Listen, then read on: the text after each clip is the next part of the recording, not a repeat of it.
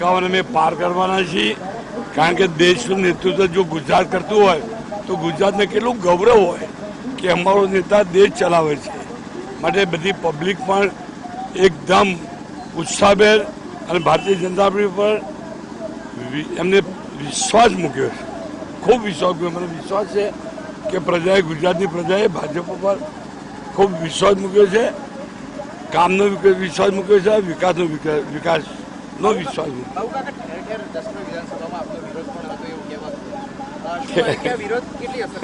વિરોધની વાતો કરીએ તો હાસ્યપદ છે.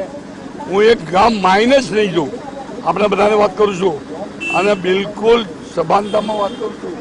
મારું 70 ગામ એક ગામ માઇનસ નહીં. વિરોધ ક્યાં રહ્યો ભાઈ? હું 70-75 હજાર હું જીતવાનું છું. વિરોધ એ લોકોએ કર્યો હતો કે જ્યાં ટિકિટ લેવી હતી, જેને એપીએમસીમાં હું ક્યાંક તકલીફ કરી છે, એવા લોકો.